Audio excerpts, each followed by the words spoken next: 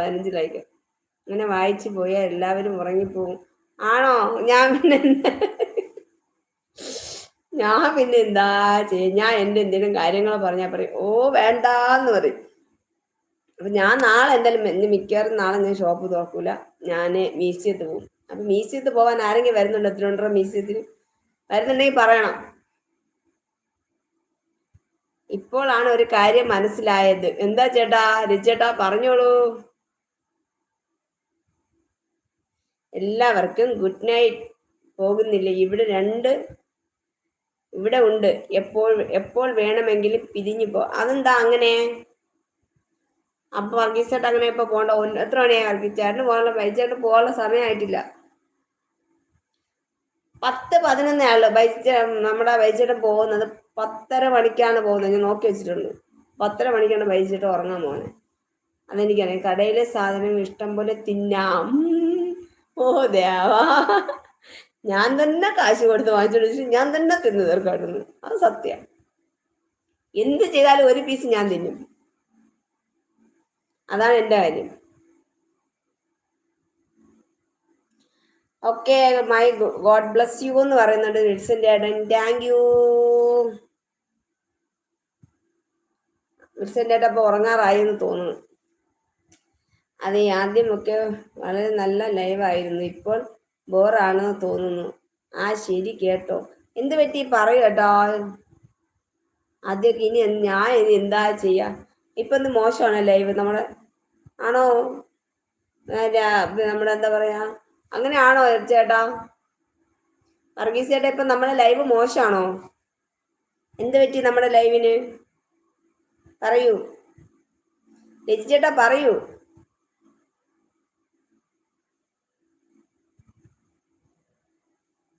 രജി ചേട്ടാ പറയൂ.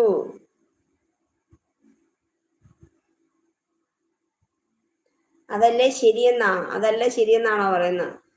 എന്താ അതല്ല ശരി എന്നാണ് നമ്മുടെ ദേവ പറയുന്നത് അല്ലേ? ശരിയാണോ ദേവ? നമ്മുടെ ലൈവ് ഇപ്പൊ മോശമാണോ? പറയൂ.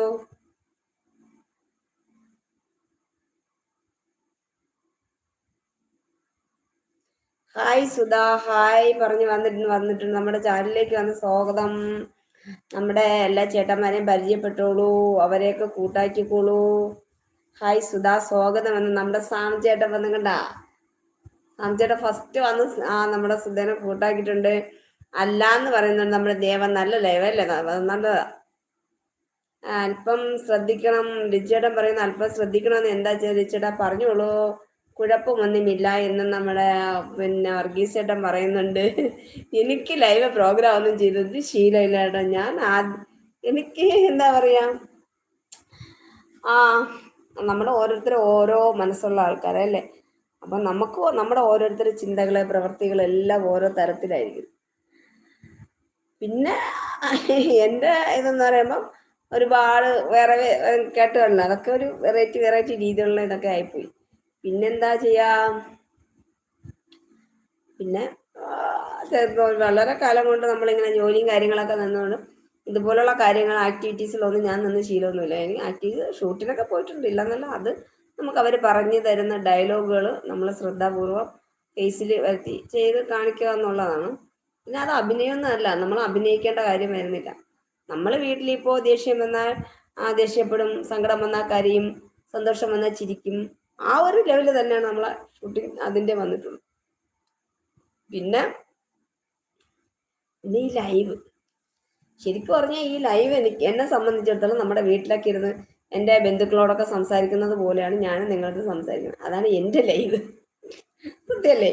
ഞാൻ നിങ്ങളെ എൻ്റെ കുടുംബത്തിലെ എൻ്റെ എന്താ പറഞ്ഞ സഹോദരൻ, എൻ്റെ സഹോദരൻ, ചേട്ടന്മാര്, അനിയന്മാര്, ചേച്ചിമാര്, അനിയത്തിമാര്, ഇങ്ങനെയാണ് ഞാൻ കണ്ടത്. അപ്പൊ എൻ്റെ വീട്ടിനകത്ത് ഞാൻ എങ്ങനെയാണോ മറ്റുള്ളവരോട് സംസാരിക്കുന്നത്, അതുപോലെയാണ് ഞാൻ നിങ്ങളോട് സംസാരിക്കുന്നത്.